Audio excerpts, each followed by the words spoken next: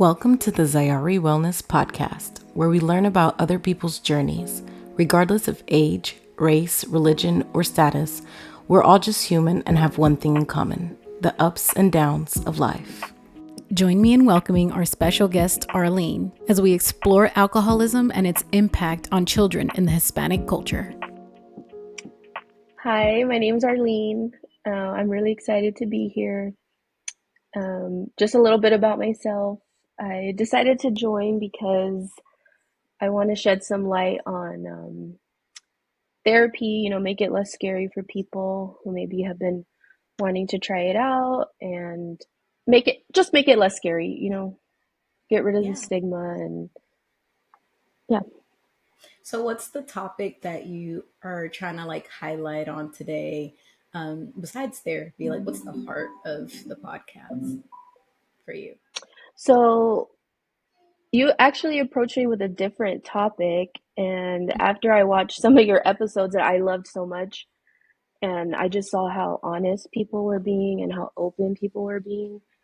Mm-hmm. And so I then asked you, hey, I think I can kind of speak to a different topic because that's kind of the focus of my therapy journey. And I realized that kind of the thing that has affected me the most is being a child and now an adult of a parent who struggles with alcoholism.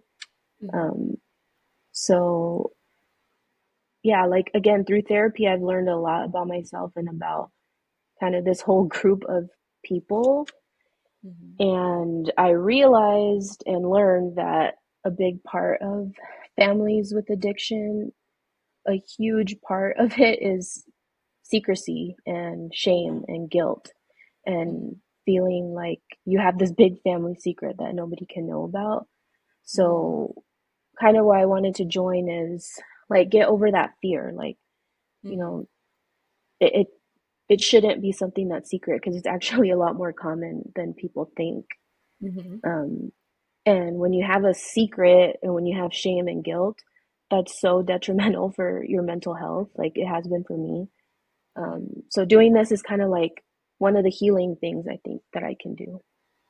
That's it.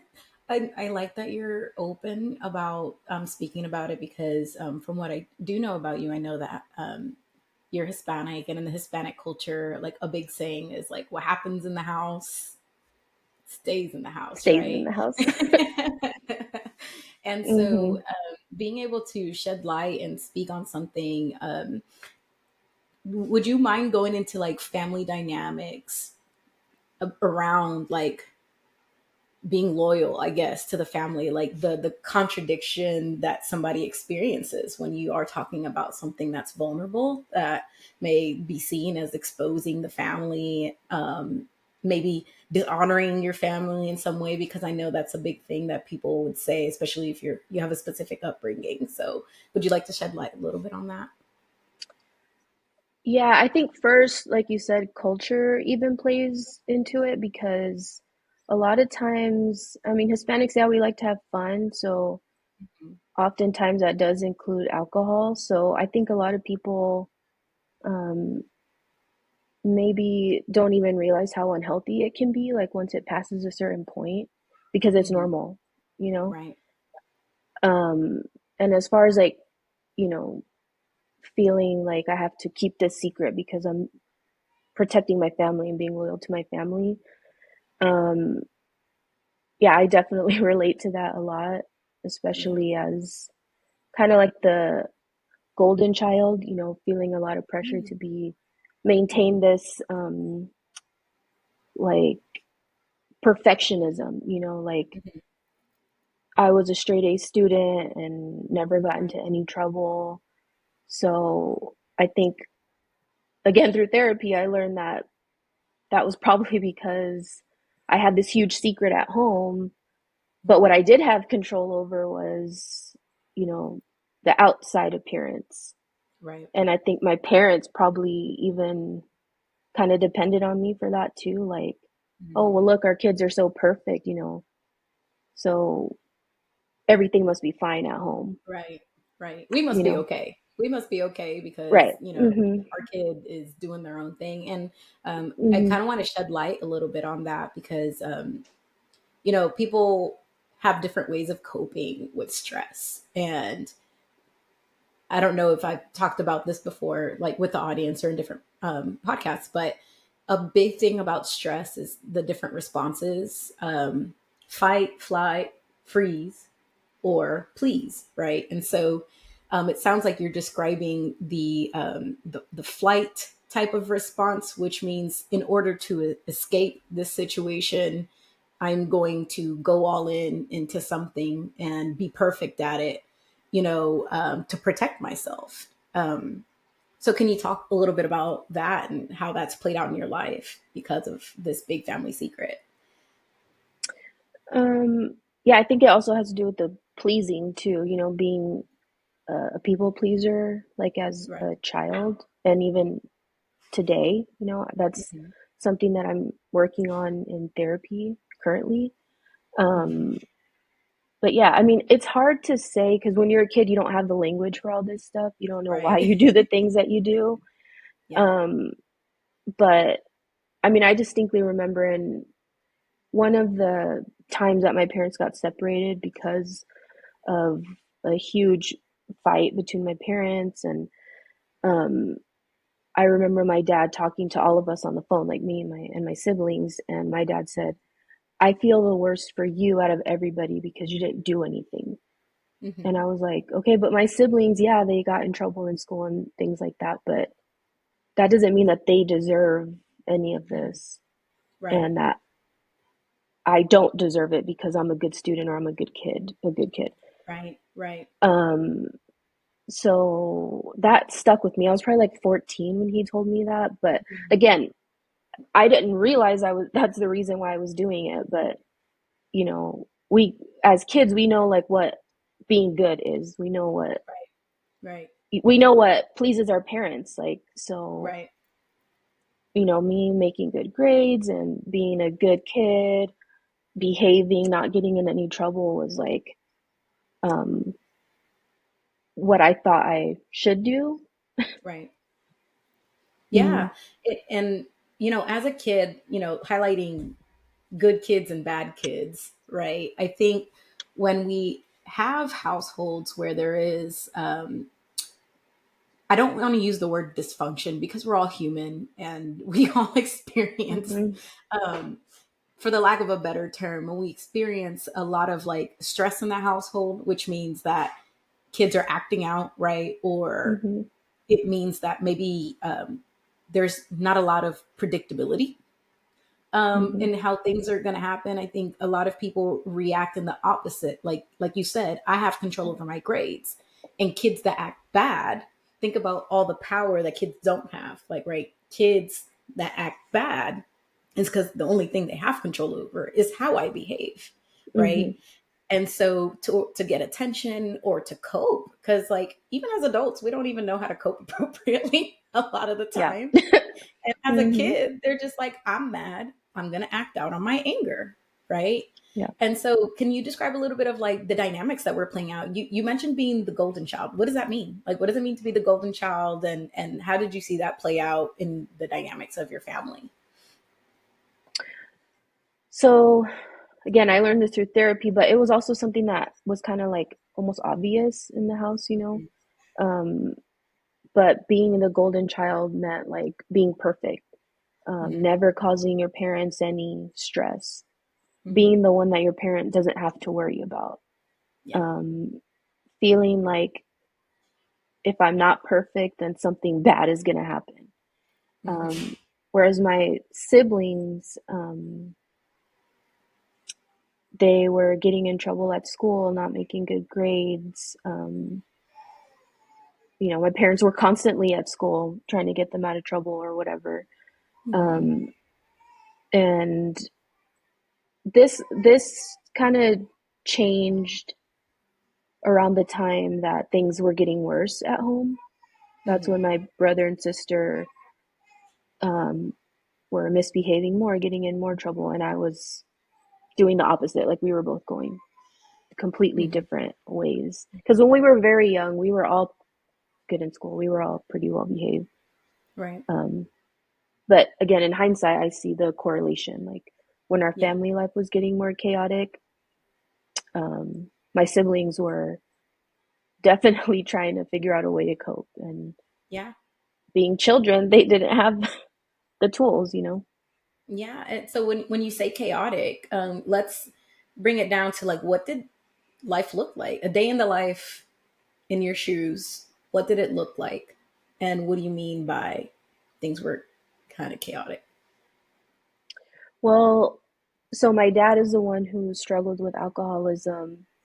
Um, and my mom came also from a family of addiction. Her father was also addicted to alcohol. So Hmm. I think my parents are kind of an example of what happens when you have an alcoholic parent. Either you too fall into that cycle of alcoholism, or you're so terrified of it that you don't touch it at all. So my Yeah. mom was not a drinker whatsoever, and my dad was. Hmm. Um, I think this is also cultural because it's pretty common for Hispanic males to drink. Yeah. Um, and my mom's from Mexico too, so that was another big cultural thing. And my dad's Mexican American. Hmm. So luckily, I had my mom to try to keep the household normal.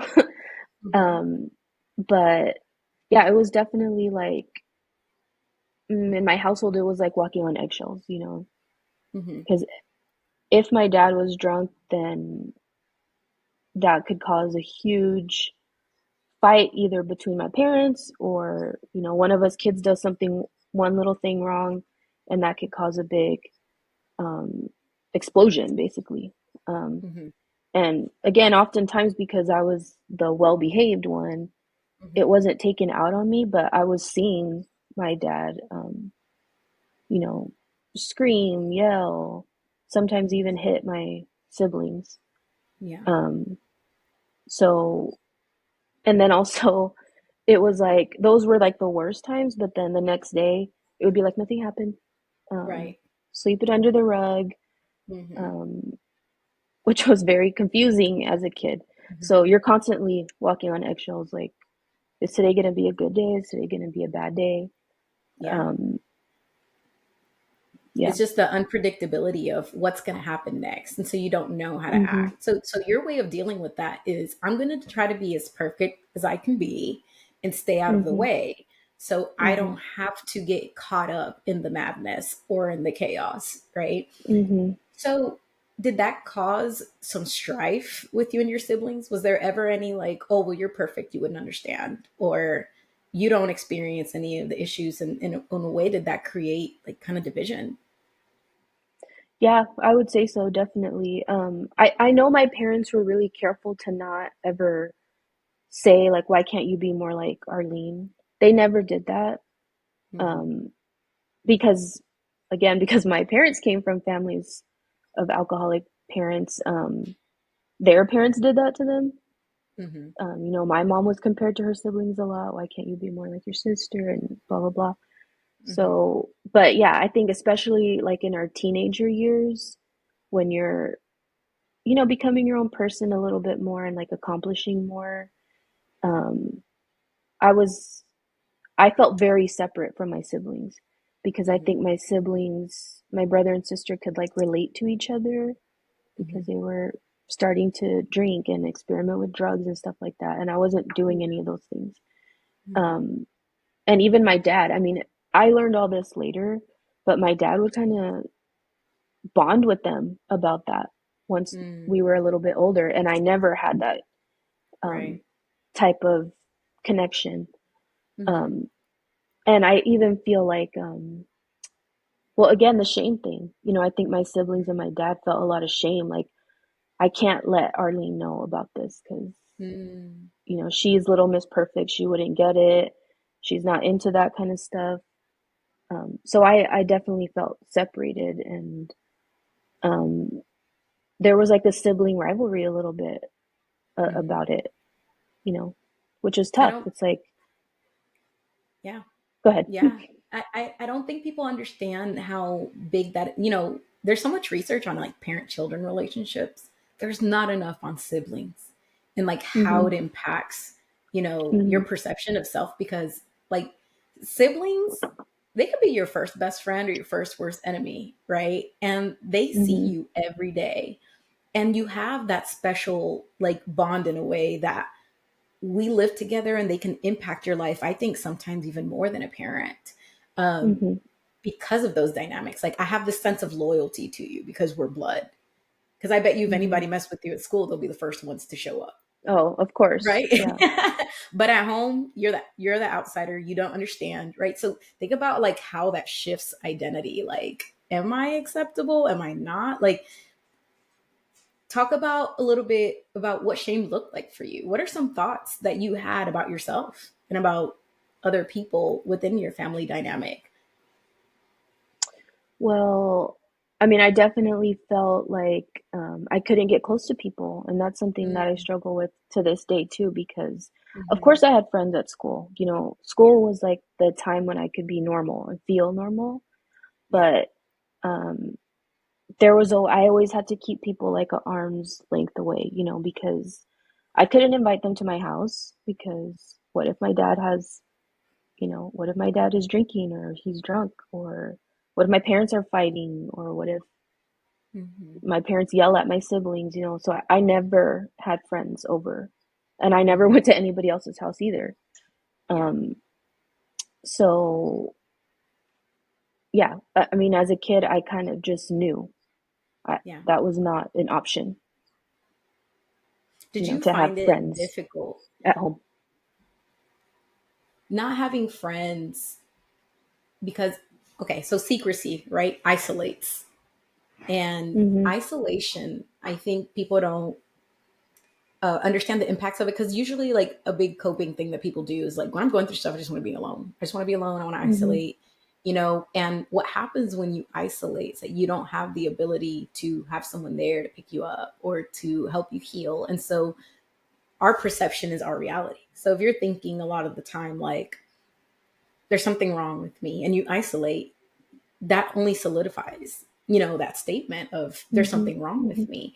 And Mhm. keeping those family secrets teaches you, I would say, to isolate. It teaches you Mhm. opening up is not okay. Can you talk a little bit about perhaps maybe like how that impacted your ability to make friends and or even dating? Um, how did growing up with those secrets and alcoholism in your family impact your ability to connect with people in a deeper level? Well, just growing up with that big secret that you feel like you have to protect, you can't be authentic and vulnerable when there's this big thing that you're hiding.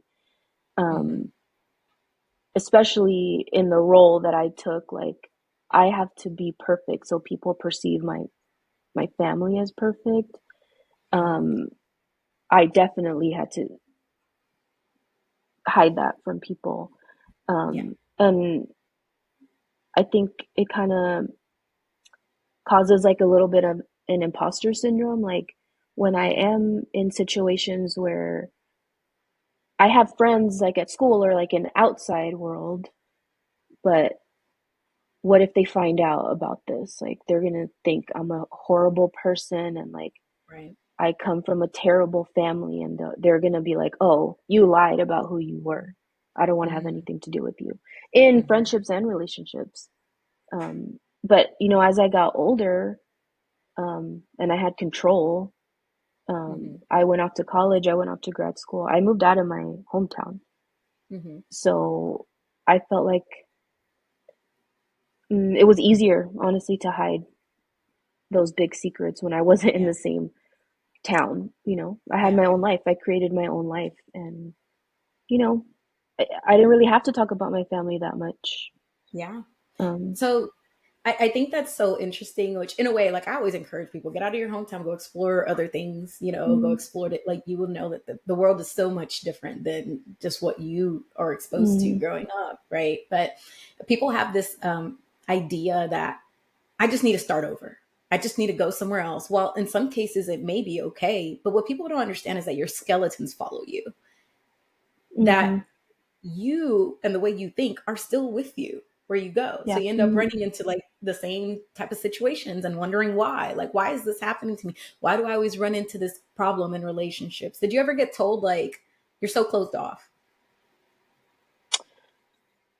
Yeah, I mean, kind of cold or like bottle it up. That's what people would tell Yep. me. Like you tend to bottle stuff up and then Hmm. it explodes out, you know? And it was Yeah. something that I didn't even realize that I did Hmm. until in multiple relationships I hear the same thing. I'm like, okay, they must be right then. Right. Well, some people Mm-hmm. don't. Some people don't say they Mm-hmm. must be right, which kudos to you for like, okay, now I got to evaluate because if somebody's saying or multiple people, and I like to highlight that because like healing is hard, partly because it requires that level of like reflection.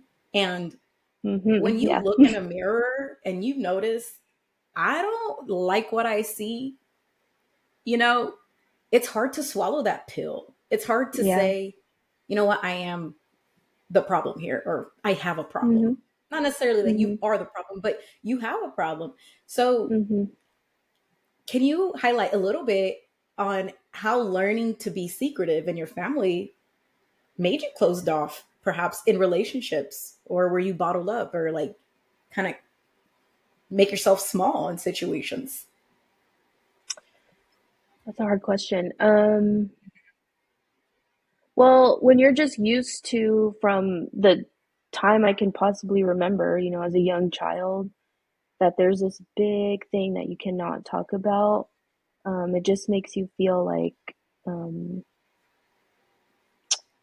well, this sounds really terrible, but you learn how to lie, Hmm. and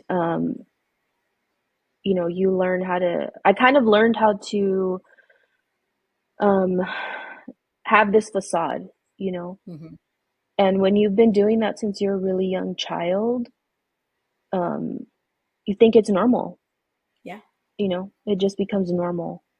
Hmm. And I think, again, I'm going to say that culture kind of plays into this because some of the like toxica behaviors, again, those are Yes. normalized, Yes. right?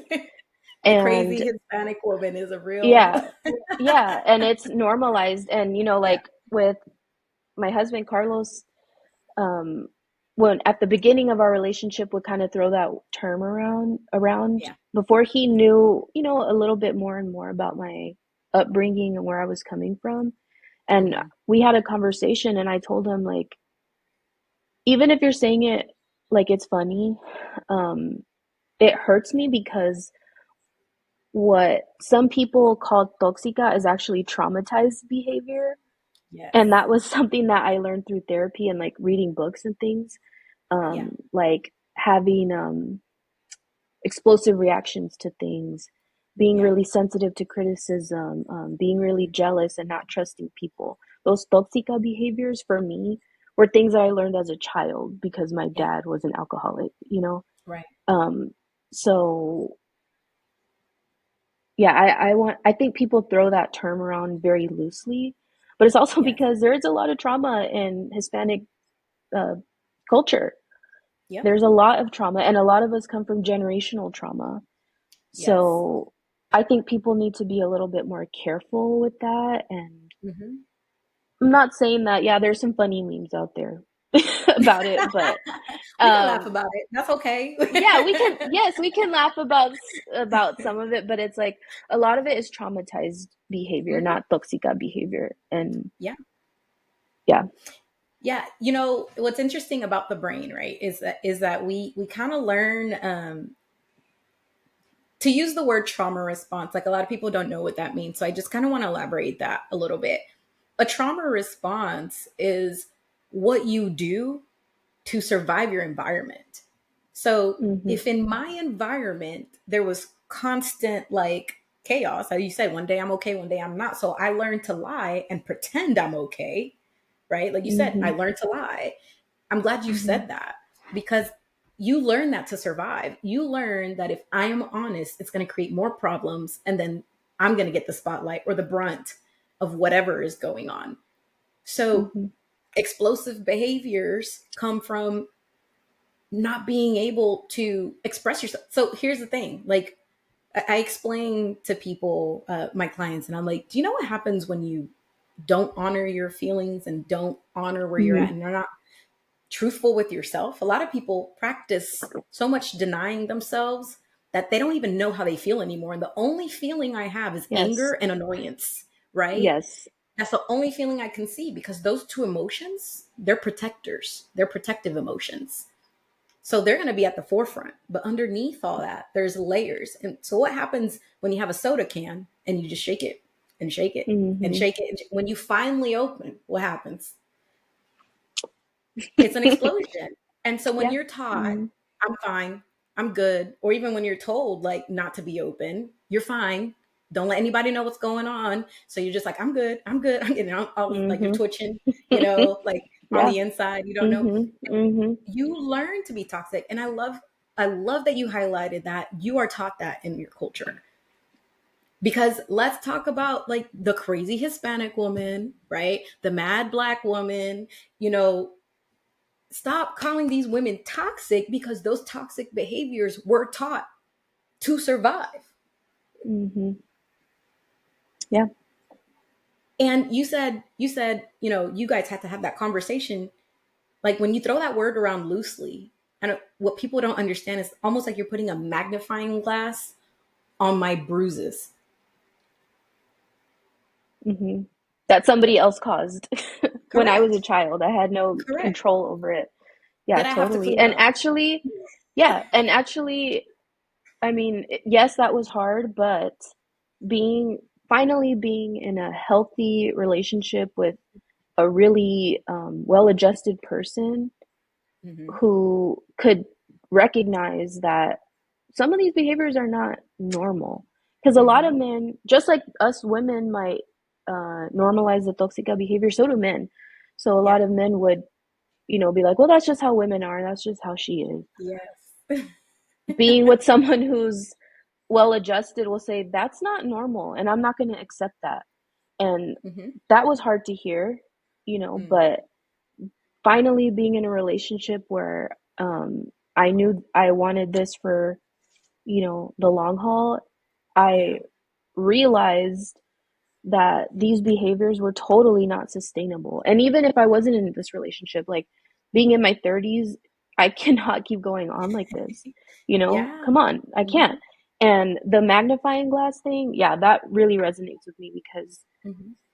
um like moving in with somebody, you get to know them and they get to know you on a whole new level. And I Yeah. felt like and like being around Carlos's family more, like I felt like God, there's such a huge difference between my family and his family, and I Hmm. felt like there was a magnifying glass on how um, messed up my family was, and Yeah. that I was internalizing that like I'm not worthy, I'm not good Hmm. enough, I have to continue keeping this family secret. I Hmm. mean, it was tough. Yeah. Um, so yeah, I was just like, I'm tired of this. Like, I need to do something Yeah. because it's just not sustainable at all. Do you mind sharing a little bit what your dating relationships were like before?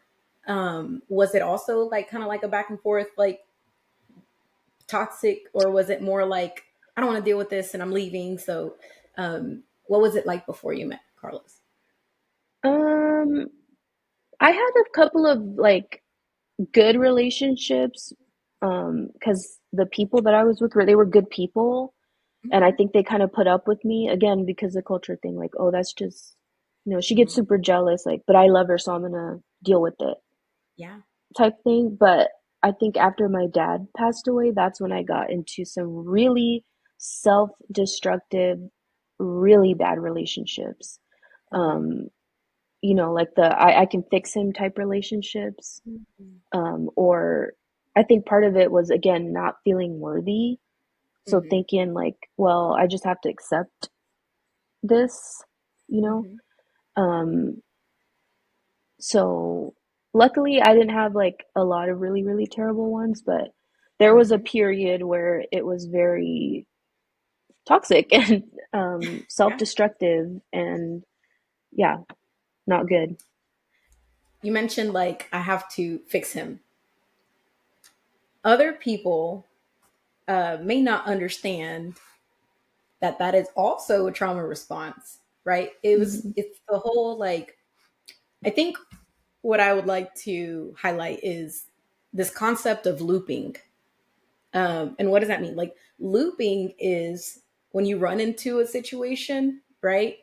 And it doesn't work out and it happens again and it doesn't work out and it doesn't, and it's almost like you're running into, and when you talk about like a parent that maybe didn't fill a certain hole in your heart, us natural like inclination as children is to internalize and say, I felt responsible for that and I couldn't do anything about that. So now I'm going to do something about the people that may resemble something similar, right? Or that Mhm. may put me in a similar position. But now I have control. Now I have power because I'm not a kid anymore. And so you run into situations where it's just like, man, like, no, I don't want to lose you. I don't want you to hurt yourself. Can't you see you're hurting yourself? Let me love you into fixing your life. Mhm. People not realizing that it just causes more of a cycle of dysfunction Mhm. and Because more we were pain. kind of doing that as kids, like. Yeah. Mhm. Let me Yeah. mitigate. Let me make sure everything's okay. And so you do that in Mhm. relationships. And so at what was the turning point for you in your relationship? Because you could have easily said, like, I'm just going to continue to be this way. I don't care. And in a way, I would dare to say a lot of us get comfortable in our toxic because it means that I don't have to look internally. Mhm. Because if you look Mhm. internally, you talked about perfectionism. That means you're not perfect. How hard Mhm. was that to accept? Being with Carlos was like a big turning point for me to finally start therapy, but I would say probably the biggest one was when my dad died. Mm, I was in such a hard place, and um I was scared to seek therapy, and I was kind of like using, I was in grad school at the time and hmm graduating and starting my career. I was so busy and I threw myself into that so hard. hmm And that was, I was just kind of ignoring it. But hmm then COVID happened mm, and I had plenty of time to think about it. And, um, my mom is like super into like, um, learning. She loves to learn and she loves, trying to improve herself, always trying to improve herself. hmm So she kind of recommended some books to me during COVID times. hmm And one of them was Adult Children of Alcoholics. hmm Another one was is called What Happened to You. hmm That book was about childhood trauma. hmm And that was a huge turning point. Like realizing like all these lifelong behaviors and patterns that I had were normal responses to a traumatic childhood, that I wasn't just inherently messed up and unworthy. hmm That was a huge turning point.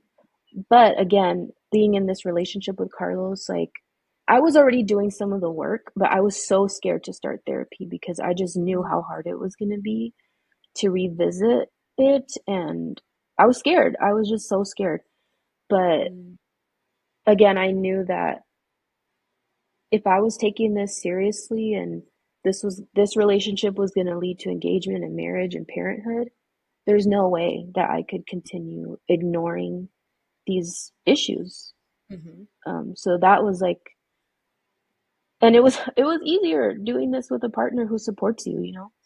Yeah, So, um, I could have my therapy sessions and cry with Carlos afterwards.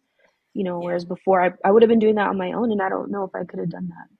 You yeah. know? There's pain, I think, in both directions, of staying the same, and Mhm. there's pain Mhm. in change. And I, this is what I tell my clients: like, pick your pain Mhm. because they both hurt. You know, Mhm. staying in those cycles.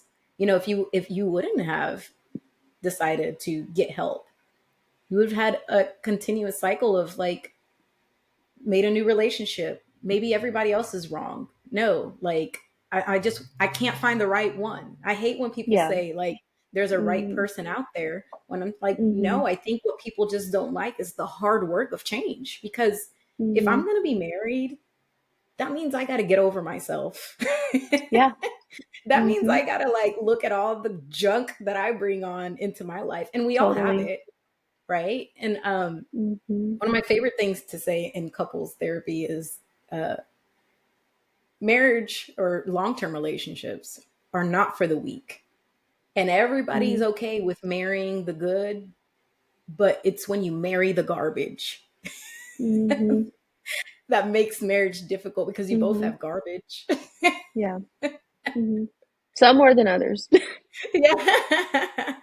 I had a lot of garbage, I'm not gonna Yeah. lie. But that's the truth. It, like when you strive for perfection and when you're used to like covering it up, you don't even realize how much garbage you have until somebody calls you Mm-hmm. out on it. And then you're hurt. Can you talk about what that conversation felt like for you on the other end, on the receiving end of? It was devastating. It was so hard to hear, and it was like, um, well, again, some of my survival mode reactions was like any bit of criticism, because I'm used to being the perfect child. Any bit of criticism, it was like instant defense mode.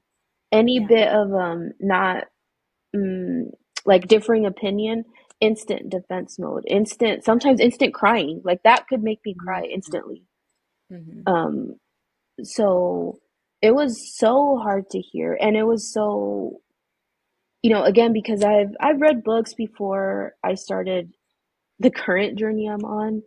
Mm-hmm. Um, Oftentimes when you come from a family like of alcoholism or abuse, sometimes Mm-hmm. it's you become the abuser, you become the victim, Yeah.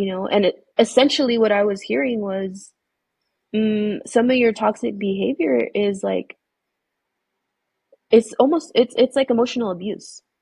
Yeah. And he used that word, and hearing that, it was so devastating to me, because I'm Yeah. like, I'm taking that role of the abusive person. Yeah. And oh, that was so hard to hear, especially when thinking like I'm the victim. I was the child with the alcoholic parent, Yes. but I'm not a child anymore, Yeah. you know. But after I got over the hurt of it, I really had to sit back and think, and I'm Mm-hmm. like, it's true. Yeah. And what was like so frustrating was, to me, once I came to the point, like, what, it is, that is true, but like I don't know any other way to be. Like, what, Yeah. how am I supposed to react? Like, Yes. I don't know what to do. Like, how do I fix this? And Yeah. yeah, that's I and really, like, a stipulation of our engagement and our marriage was, you need to get therapy. You need to get Mm. treatment for this. Yeah. And whatever you need to do to take care of your mental health, and I'll be here for you on that journey. But again, it's not sustainable. Yeah. Um, Others so might have viewed that as an ultimatum. And others, let's talk about the toxic culture we live in, right? Like, mm, he don't love you, he don't accept you how you are. No, just leave him. Find mhm, somebody else who's going to mhm, deal with that. And I think what people don't realize is that sometimes it takes that hard boundary mhm, for us to be able to reflect upon ourselves because in the same way, like my husband was the same with me. Like he was just like, mm. you don't hear the word no enough. Like he literally told me that. Yeah, mhm, mhm, He's like, you don't hear no enough. And he's like, and I'm not gonna like deal with you trying to guilt trip me or emotionally manipulate because that's what you learn. That you right, said emotional abuse. Yes, like women, when you guilt trip somebody into trying to change their opinion on something, that is manipulation. No matter how you put mhm, it, even if you're not being verbally abusive, even if you're saying, well, I'm not disrespecting you, when you don't respect somebody else's autonomy and when you are creating problems, when there is none, if there's no evidence to substantiate how you're feeling, yep, let's talk about the hard, like how hard it is to manage that emotional response because you used to what, like you said, I don't know any other way to be. You almost learn. I remember when I started my healing journey, I was like, dang, like I almost feel like I have to learn to walk and talk again. Like I feel like I don't yes, know anything. yes, Yes. Yeah. Mhm. Mhm. Everything I'm doing is crazy. Like you kind of live in your Mhm. own little bubble, and it's sad because this is the result of generational trauma. Because you look at like family dynamics and you look at, no, the women in the family are just like that, they're just alpha females, or they're just this, or they're just Yes. that. Like, Mhm. no, it is when you see a woman that's an alpha female or a woman that's always in the defense, that's a woman who's been severely hurt. Totally. Yeah. Mhm. So I think, can you highlight a little bit on how that was like learning to manage your emotions with logic? Because I'm assuming that almost everything was an emotional response, like even if Oh there yeah. wasn't evidence, because you're like, I got jealous. I got jealous a lot. Did he give you any indication ever that there was any sense of disloyalty? Like, can you explain, talk a little bit more No, and about now that I journey? think about it, now I'm like, that was really crazy that I would even think that, because I have Yeah, no evidence, I have no receipts, I have no inkling to even prove that. yeah, Um, but yeah, relearning it, that was like one of the first things I did in therapy was the therapist showed me like the emotion wheel mhm, and like how to identify your emotion. Because like you yes, said, I pretty much knew anger and that was about it. You know? just mad. Like, I just know something is wrong when I'm mad. Okay, you're yeah. like, Yeah, and like if something doesn't go my way, I'm mad. yeah, That was it. No matter hmm, what it was, pretty much. hmm, So that was helpful. Like actually having like a visual yeah, of that was really helpful. And they would, like you said, I felt like I was learning how to walk again. Like, hmm, they would literally teach me, next time this occurs, then you need to pause and actually feel the sensations in your body. And yeah, through that kind of work, I was able to realize that usually I went into panic mode, like straight up panic hmm, mode, whether it was a big thing or a small thing. yeah, Um, and yeah, that was huge. And I still am practicing that to this day, but yeah, um, our disagreements that, me and Carlos's disagreements back a year ago or a year and a half ago would have been like a huge fight in my mind. hmm, Now it's a discussion. We're not fighting, we're not arguing. yes, Yeah, hmm, we don't have the same opinion, but it's not a blowout fight, hmm, you know. yeah. Yeah. Like, let's highlight a little bit. I love to teach on emotions. It's like a good thing because I'm like, every time I have Hispanic, Black minority clients, we don't know. Like, I'm just mad. I'm like, look, I know, Mm-hmm. let work with me, entertain me. I like to teach on emotions. Jealousy is a very interesting emotion. And I tell people there's no such thing as a good or bad emotion. Like, emotions just talk to us. They tell us when something is like fulfilling us or not fulfilling us, right? And Mm-hmm. sometimes they're valid and sometimes they're not. If your system is out of whack, sometimes they're out of whack too, right? But jealousy is a fear of loss. That is the heart of jealousy. Is I have a fear of Yeah. losing something, so I'm going to, like, I have an emotional response of like, I don't like that, and so you get possessive, right? When we talk about your discussions before, you're like, oh, I went into panic mode. What was really going on was, I am afraid that if we disagree, you're going to leave me, Mm-hmm. right? Like, Mm-hmm. and it's just going to validate the fact that I feel like I'm unworthy, Yeah. Mm-hmm. right? So it's important to, I love how you said that I had to take a step back, because when you are a child who's been traumatized and you're like, yeah, I was the victim, I became the victim. There's a difference between becoming a victim or being victimized and living in victimhood, right? That Yeah. transition is hard to make. Mm-hmm. Because my husband too said one time, he was just like, you're not the victim. And I was like, I'm not Yeah. acting like a How victim. dare you? What you Yeah. mean? Uh-huh. Yeah. Mm-hmm. But it was Yeah, because same. everything was about me, right? And how I should be satisfied and how I need to control the space around me. So I need your behavior to be predictable in the way that I want it to, Yeah. which Hmm. could be manipulative, right? So you try to like Yeah. fix situations to try to make them Right. be as comfortable as possible because of that fear of loss. Hmm. Hmm. So, how did you transition from reacting all the time to responding? There's a big Well, difference. okay, so once we had that big discussion about you really need to seek treatment for your mental health, Hmm. not only just for yourself, for the relationship. Hmm. Um, I first went to my doctor and I told her how I was feeling, Hmm. um, which was that in and of itself was scary, admitting Hmm. that something's wrong. Hmm. So I was then referred to a psychiatric PA who was Hmm. excellent, and we had a great conversation, and she was so thorough. So what she recommended to me was talk therapy and Hmm. medication and uh, supplements and some books and nutrition and exercise. Hmm. Like because one thing isn't gonna fix everything, right? Like Are just you sure you can't therapy. just throw a pill at it and it won't be feel Right. And I the didn't want to problem? do that. I totally didn't want to do that. Hmm. Because I have struggled with depression since I was like a teenager. So that Yeah. whole cycle, going to the doctor and getting prescribed something, that wasn't new to me. Yeah. And I didn't really want to do that. I was, scared of that too.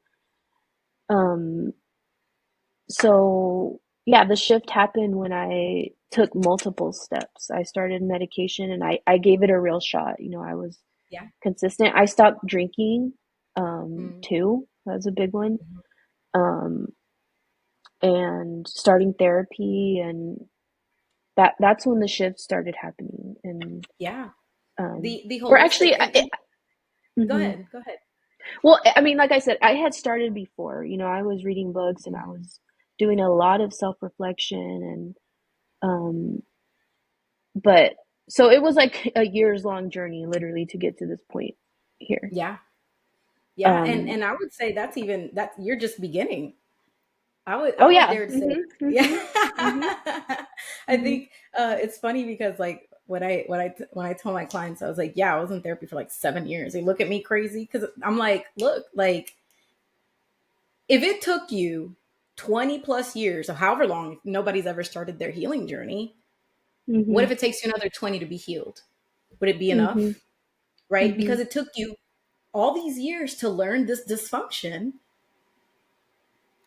Why I think people try to like rush the process or just throw a pill at it, right? Like, and I'm not telling people that medication is bad or medication is good. I am like, I love that she gave you a holistic perspective because that's me.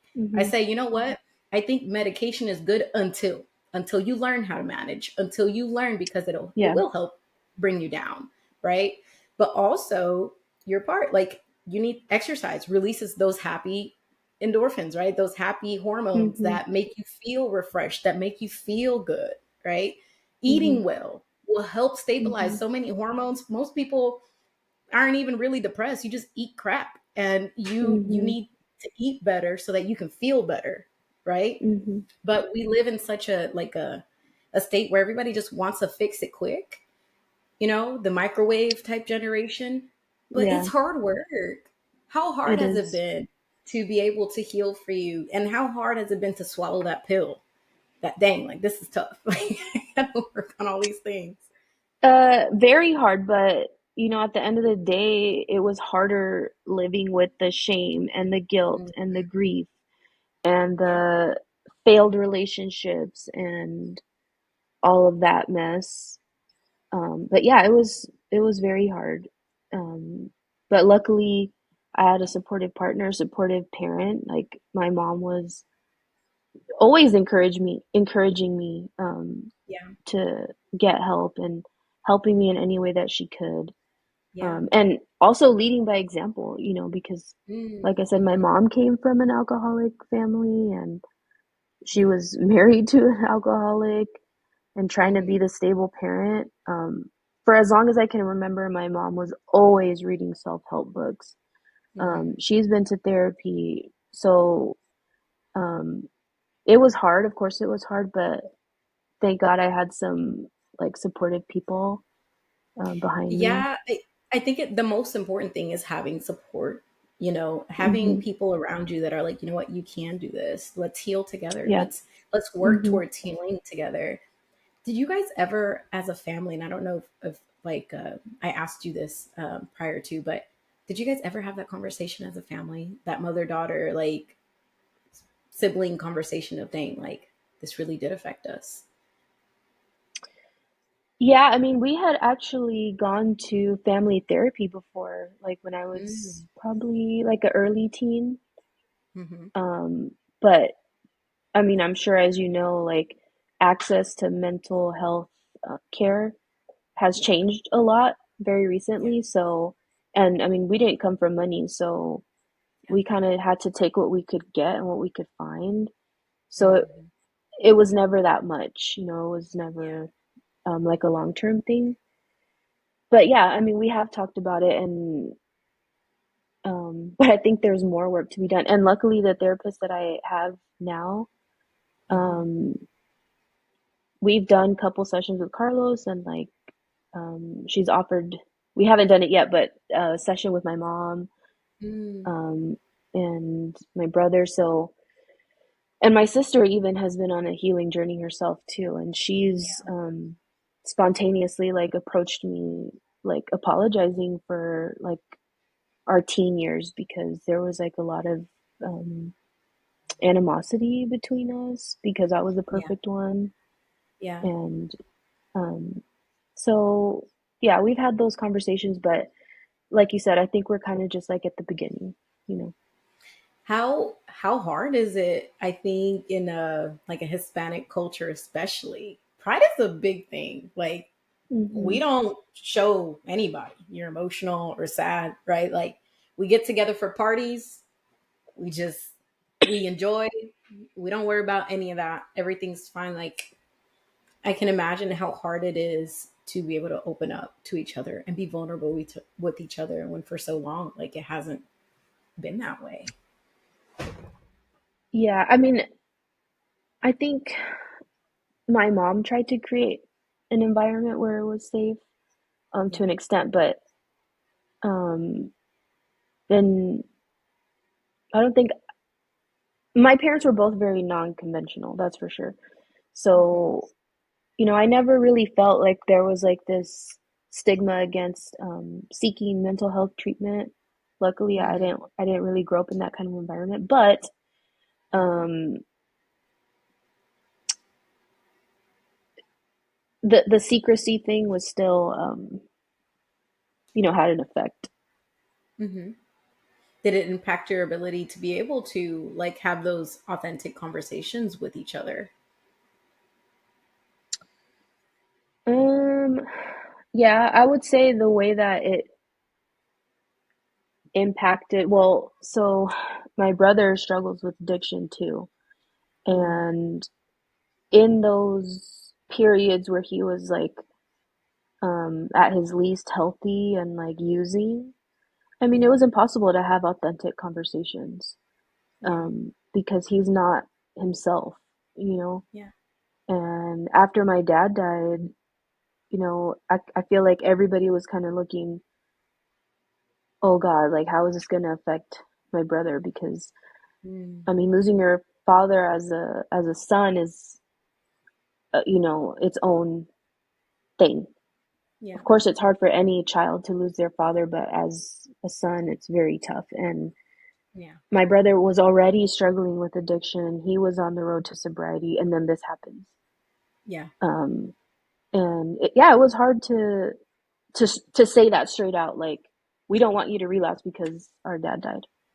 Yeah. Um, Yeah. I think authentic conversations are hard enough. And what's mhm, interesting is that vulnerability is the key to intimacy. And Mhm. I'm not just talking about romantic, because a lot of people, when I say relationships or intimacy, their mind goes straight to romantic. Mhm. Intimacy is like generally what allows us and opens the door for us to feel love. And Mhm. when you're raised in a household where perhaps like I have to learn to stay out of the way, right? It may not be an intentional thing. It creates a Mhm. barrier to that intimacy.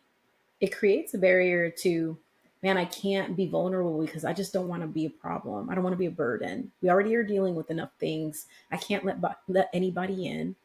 It creates that Yes. isolation, and then it impacts your ability to be seen. And I think that's all we all want. I just want to be Mhm. seen, and I want to be Mhm. loved. Mhm. And when you don't get that from your original family, you're constantly looking for it, and we don't know how to do it right. Mhm. Yeah. And then it goes right back to there's something wrong with me. Mhm. So alcoholism, I didn't think we didn't talk a lot about alcoholism specifically, but any type of substance abuse, right, does impact somebody's ability to think straight. With your relationship with your dad, you said there wasn't a lot of strife there because you were the perfect one. Did you ever harbor mixed feelings towards your relationship because of the dynamics of the household? Yeah, totally. I think I've read it somewhere that often it's like that Dr. Jekyll, Mr. Hyde, when my dad was Yeah, um not drunk or just like in a good mood, yeah, he was the best guy to be around, and mhm, um again, the outward appearance to people at his job or like his friends, he was like smart and funny and yeah, great conversationalist and just great to be around, nicest guy ever. But at home, it was yeah, like a totally different story. So, um, you know, it had a big impact where you love your parent, but then you're scared of them at the same time. mhm, And you don't yeah, know what that day is going to bring. Am I going to be scared of my parent today, or am I going to love them and get along with them today? yeah, Um, and I think because being like the golden child, there was like some um like guilt, mhm, like any little thing that I accomplished, I couldn't fully celebrate it because mhm, my siblings were not in a good place. Um, yeah, and I feel like my parents even felt like because they didn't want to make it um, glaringly obvious, yeah, I don't even think they could fully celebrate me either because they didn't want my mhm, siblings to think, you know, it create animosity between us because of that. yeah. So did you? You're an accomplished person. You said you went to college. You got your master's degree. Did you ever feel accomplished, even with doing all those things? It's like yes and no. Really, like any big milestone that I had, of course it was happy. Of course, it's like I accomplished this big thing. That's great. I'm proud of myself, but I could never ever fully um, celebrate it because I mean, like for example, my brother was not able to be at my grad school graduation.